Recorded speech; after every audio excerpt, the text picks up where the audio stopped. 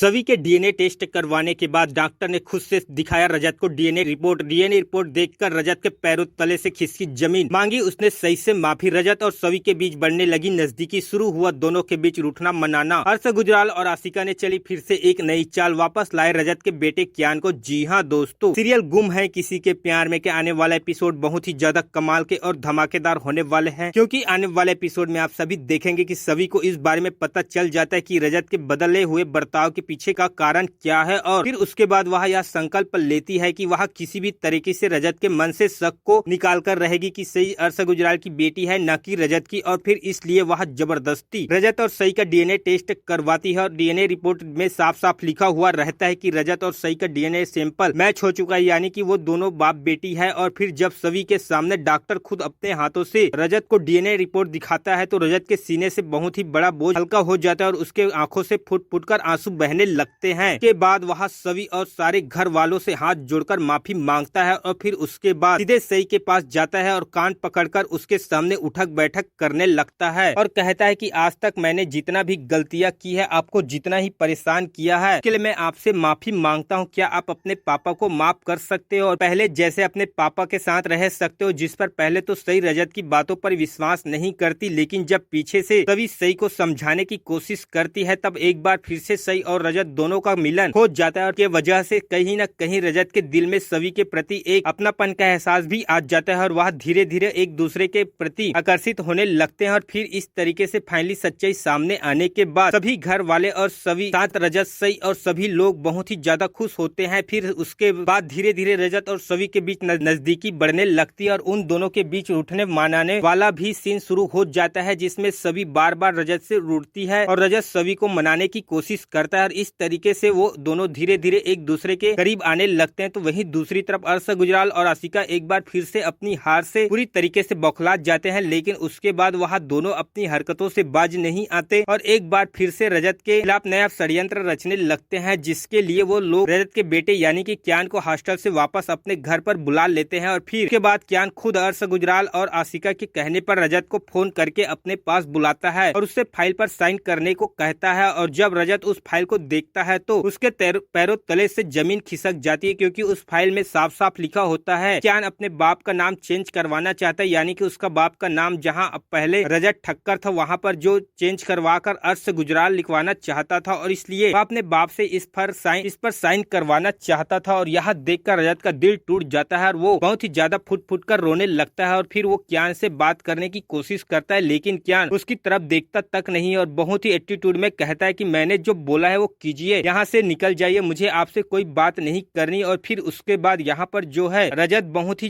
प्यार से बात करता है, लेकिन कियान कुछ भी नहीं सुनता, जिसके बाद लास्ट में रजत कियान से कहता है कि इतने सालों बाद तुमने मुझसे एक चीज मांगी है तो मैं तुम्हें मना नहीं करूंगा। फिर वो रोते रोते उस फाइल में साइन कर देता है और उसके बाद कियान को दे देता है, जिससे कि कियान उस फाइल को ले लेता है और वापस से मुंह फेर लेता है, लेकिन एक